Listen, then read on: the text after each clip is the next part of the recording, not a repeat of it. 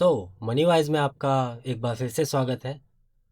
अभी हमने एक लास्ट वीडियो बनाया था जिसमें हमने बात की थी कि इक्विटी कैटेगरी के अंदर ऐसे कौन से फंड्स हैं जिनको हम पर्सनली चूज़ करते हैं और ऐसे कौन सी कैटेगरीज हैं जिनको मैं पर्सनली रिजेक्ट करता हूँ और उनके पीछे क्या कारण है। तो हमारे उस वीडियो के अंदर हमारे कपिल चौधरी जी ने कमेंट किया था कि उन्होंने अपना पोर्टफोलियो हमें बताया था और उन्होंने कहा था कि हमारे पोर्टफोलियो को रिव्यू कीजिए, तो उनके पोर्टफोलियो रिव्यू के लिए वीडियो बनाया जा रहा है। एंड इस पोर्टफोलियो रिव्यू में हमें जो भी इश्यूज दिखाई देंगे वो बाकी सब के ऊपर भी अप्लाई होंगे जो जनरली हम बात कर सकते हैं। तो चलिए पोर्टफोलियो पर चलते हैं। ये हमारे कपिल जी का पोर्टफोलियो है और ये जो अमाउंट्स हैं ये शायद एसआईपी के अमाउंट है, मैं ये मान कर चल रहा हूँ क्योंकि उन्होंने मेंशन नहीं किया है। सो नेक्स्ट टाइम अगर आप भी कोई पोर्टफोलियो रिव्यू करवाते हैं तो अपना नाम, अपना एसआईपी अमाउंट या लमसम अमाउंट, या फिर आप कितने टाइम के लिए इस पोर्टफोलियो को बिल्ड करना चाह रहे हैं या आपका गोल क्या है वो साथ में थोड़ा लिख कर भेजें जिससे कि हम बेटर उसको जज कर सकते हैं। पोर्टफोलियो रिव्यू से पहले एक डिस्क्लेमर रहने वाला है कि मैं कोई फाइनेंशियल एडवाइज़र नहीं हूँ। मैं यहाँ पे जो भी बात कर रहा हूँ उसको एज ए फाइनेंशियल एडवाइस ना लिया जाए। एंड मैं किसी भी फंड के नाम के बारे में बात नहीं करूँगा कि ये फ़ंड आपको रखना है या ये फ़ंड आपको बेचना है। मैं जनरल आपके पोर्टफोलियो के स्ट्रक्चर के ऊपर आपको एडवाइस कर सकता हूँ। आप अपने हिसाब से उस चीज़ को एडजस्ट कर सकते हैं। एंड फंड के नाम की जब तक बात आती है तो फ्यूचर में हम ऐसे वीडियोस लेकर आएंगे जिनमें हम आपको ये सिखाएंगे कि आप टॉप फंड कैसे चूज़ कर सकते हैं हर कैटेगरी में से।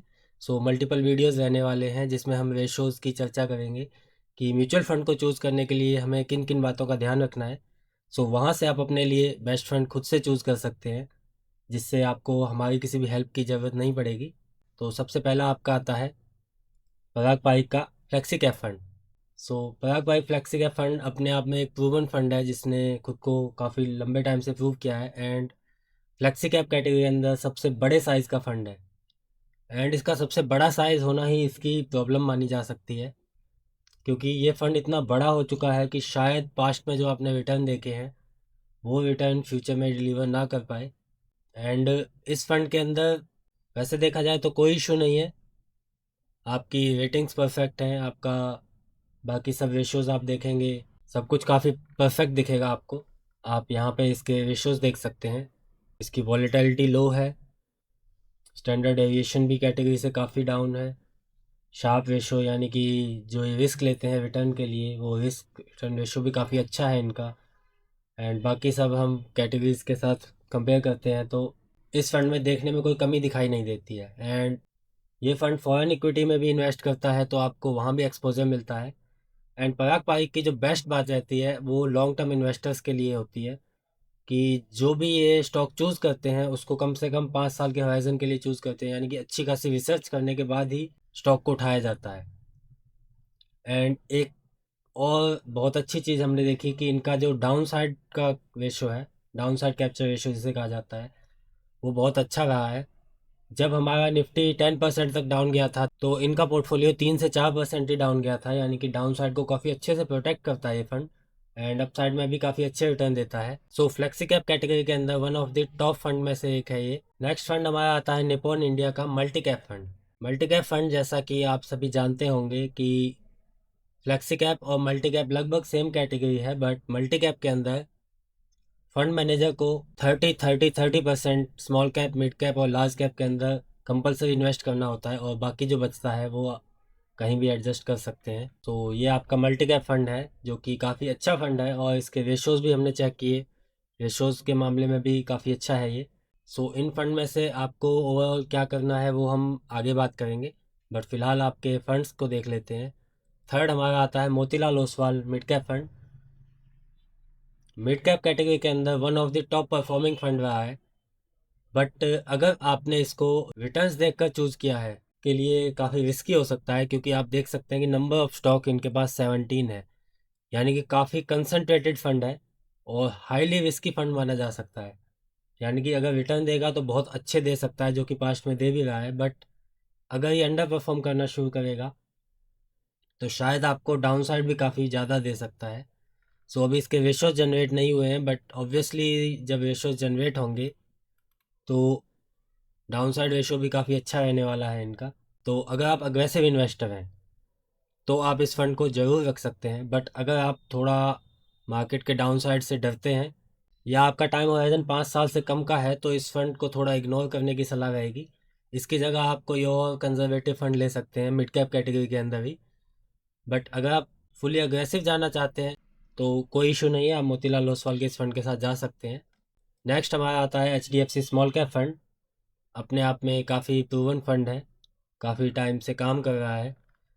एंड इसके अगर हम नंबर ऑफ स्टॉक्स देखते हैं तो 82 स्टॉक्स हैं इनके पास, जो कि स्मॉल कैप के हिसाब से डिसेंट नंबर है।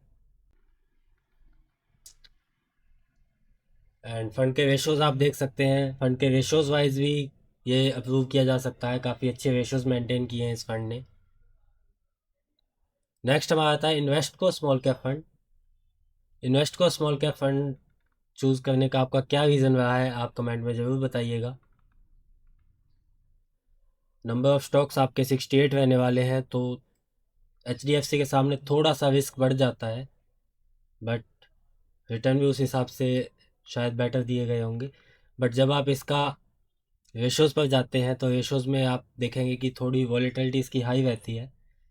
रिस्क रिवॉर्ड रेशो काफ़ी अच्छा है, बट वॉलेटिलिटी से अगर आपको थोड़ा डर लगता है तो आपको इस फंड को इग्नोर करना चाहिए। सो पर्सनली आपने इस फंड को किस रीज़न से चूज़ किया है, एक बार कमेंट में ज़रूर बताइएगा। एंड लास्ट हमारा है DSP multi asset allocation fund.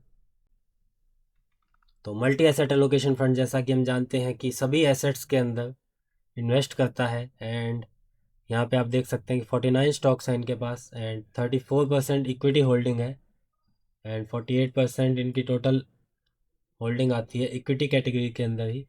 16% इन्होंने डेट उठा रखा है एंड 35% अदर्स के अंदर है, जिसमें कि रीट्स, गोल्ड, सिल्वर ये सब आते हैं।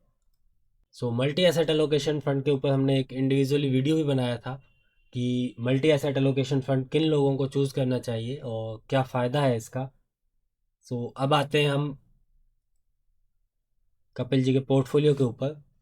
तो जैसा कि हमने सभी फंड्स को चेक कर लिया है, तो जो फंड हमारी तरफ से अप्रूव्ड रहेंगे और इग्नोर होंगे उनकी बात कर लेते हैं। तो ये फ़ंड आपके लिए परफेक्ट रहने वाला है। सेकंड आपका निपॉन इंडिया का फ़ंड है, यही परफेक्ट है।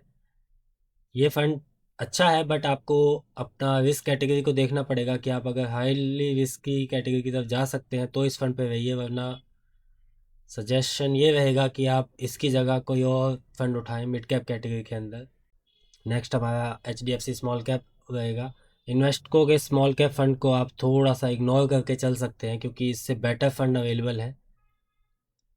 एंड जहाँ तक बात रहती है DSP मल्टी एसेट फंड की, इसको भी हम फ़िलहाल इग्नोर की कैटेगरी में डालेंगे। इसका रीज़न मैं आपके साथ शेयर करता हूँ। तो सबसे पहले जब हम आपका पूरा पोर्टफोलियो देखते हैं कपिल जी, तो आपका टाइम होराइजन मुझे अभी नहीं पता है कि आप कितने साल के लिए पैसा लगा रहे हैं। तो अज्यूम करता हूँ कि 10 साल से ज़्यादा के लिए आप पोर्टफोलियो बना रहे होंगे। सो अगर आपका पोर्टफोलियो 10 साल से ज़्यादा के लिए है तो आपका पोर्टफोलियो ठीक ठाक है। बट आपका यहाँ इशू ये है कि आपने स्मॉल कैप कैटेगरी में बहुत ज़्यादा इन्वेस्ट कर रखा है।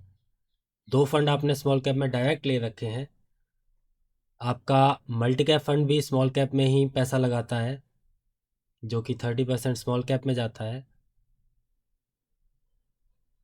एंड फ्लेक्सी कैप फंड का भी कुछ हिस्सा आपका स्मॉल कैप में जा रहा है।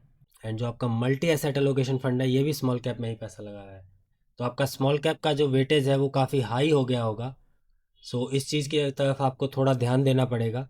एंड हमने जो आपका मल्टी एसेट फंड है ये स्पेशली मेंशन किया था कि वो लोग जो कि फंड मैनेज नहीं कर पाते, जैसा कि आपने अपनी तरफ से भी 4-5 फंड ले रखे हैं, तो होप करता हूँ कि आप फंड्स को मैनेज कर पाते हैं और आप समझते हैं कि इतने फंड्स को कैसे देखना है।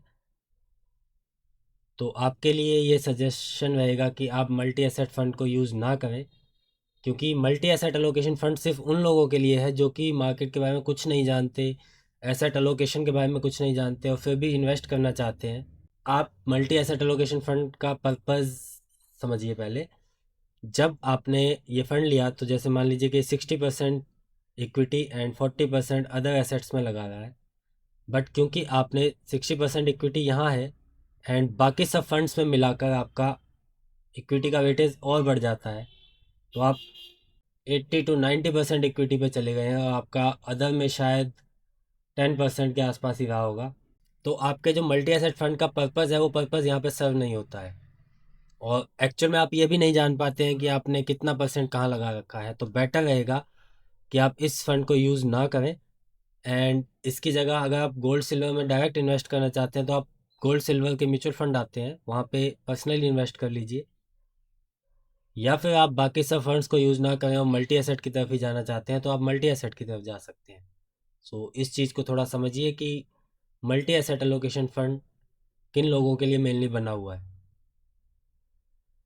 बट इस सब के बाद भी अगर आप रखना चाहते हैं तो इसको इस पोर्टफोलियो से अलग रखिए, मल्टी एसेट एलोकेशन फंड को एक अलग तरह से ट्रैक करें और इस पोर्टफोलियो का हिस्सा ना बनाएं। सो ये आपके लिए सजेशन रहेगा। सो एक इशू हमारा ये आता है कि आपने फ्लेक्सी कैप और मल्टी कैप दोनों को ले रखा है, तो ये दोनों कैटेगरीज लगभग सेम होती हैं। फ्लेक्सी कैप में फंड मैनेजर के पास फुल पावर होती है कि वो कहाँ पे इन्वेस्ट करना चाहता है। मल्टी कैप में कंपलसरीली उसको 3 कैटेगरीज के अंदर डिवाइड करना पड़ता है पैसे को। तो इन दोनों में से आप कोई भी एक फ़ंड चूज़ कर सकते हैं। अगर आप दोनों रखना चाहते हैं तो आप दोनों रख सकते हैं, ऐसा कोई बड़ा इशू नहीं है। बट जो आपका पर्पज़ है वो दोनों का लगभग सेम रहता है, तो दोनों में से कोई भी एक चूज़ करिएगा, हमारा सजेशन ये रहने वाला है। एंड बेटर प्रेफरेंस मेरी रहती है पारंपरिक फ़ंड को। सेकंड, इसके ऊपर हमने आपको बता ही दिया है कि आप इसको चेंज कर सकते हैं या मिड कैप के अंदर अगर इसे रखना चाहें तो रख सकते हैं, बट काफ़ी अग्रेसिव लोगों के लिए है। थर्ड, आपके इन 2 फंड में से सजेस्ट करेंगे कि इनमें से भी कोई एक फ़ंड रखिएगा, जो कि मेरे हिसाब से HDFC स्मॉल कैप होने वाला है। बाकी आप अपने हिसाब से देख सकते हैं, अगर आप मैनेज कर सकते हैं तो आप इन दोनों को रख सकते हैं। अगर आपका पर्पज़ स्मॉल कैप में थोड़ा डाइवर्सिफिकेशन करने का था तो यहाँ आपको हम बताना चाहेंगे कि म्यूचुअल फंड अपने आप में बहुत ज़्यादा डाइवर्सिफाइड होता है ऑलरेडी, तो इनको और ज़्यादा डाइवर्सिफाई करने का कोई पर्पज़ नहीं है। मेरा खुद का एक पोर्टफोलियो है जिसमें मैंने मल्टीपल, जैसे कि 2 small cap, 2 mid cap, 2 flexi cap fund रखे हैं। बट उसके पीछे क्या रीज़न है वो मैं आने वाली वीडियोस में आपके साथ शेयर करूंगा कि ऐसा मैंने क्यों मेंटेन किया है। सो ये आपके 3 फंड रहने वाले हैं, इसको हम इग्नोर की कैटेगरी में डालेंगे। सो ये हमारा सजेशन रहेगा आपके लिए, आप जैसे चाहे इस चीज़ को फॉलो कर सकते हैं। एंड अपने टाइम होराइज़न के हिसाब से आपको परसेंटेज भी चूज़ करना चाहिए, जैसा कि आपका टाइम होराइज़न अगर बहुत ज़्यादा लंबा नहीं है, 5 साल के आसपास है, तो आप 40-30-30 ये रेशो रख सकते हैं कि 40% आप इसमें डालें एंड 30-30 इनमें कर दीजिए। अगर आपका टाइम होराइज़न काफ़ी लंबा है, 10 साल या उसके आसपास है या उससे ज़्यादा है, तो आप स्मॉल कैप कैटेगरी और मिड कैप कैटेगरी को काफ़ी बढ़ा भी सकते हैं। तो फ्लेक्सी कैप की तरफ आप थोड़ा वेटेज कम कर दीजिएगा, 30-30 एंड 40 आप ऐसे भी कर सकते हैं। सो इस रिव्यू के बाद भी अगर आपके मन में कोई सवाल है या कोई क्वेश्चन है, या आपने ये फंड्स क्यों चूज़ किए थे उसके बारे में आप कुछ एक्सप्लेन करना चाहते हैं, तो हमें कमेंट में ज़रूर लिख के बताइएगा। सो ये था पोर्टफोलियो रिव्यू कपिल जी के लिए, एंड बाकी लोगों को भी शायद इससे कुछ सीखने को मिला होगा। तो आप भी अपना पोर्टफोलियो अपने हिसाब से थोड़ा मैनेज कर सकते हैं। सो मिलते हैं किसी नेक्स्ट वीडियो में किसी नए टॉपिक के साथ। तब तक के लिए अगर वीडियो अच्छा लगा हो तो वीडियो को लाइक कीजिएगा एंड चैनल को सब्सक्राइब कीजिएगा, और अपने सवाल हमें कमेंट में लिख कर भेज सकते हैं आप। हम हर सवाल को पढ़ते हैं और उसके ऊपर वीडियो बनाने की या कमेंट में जवाब देने की कोशिश भी करते हैं। Thank you.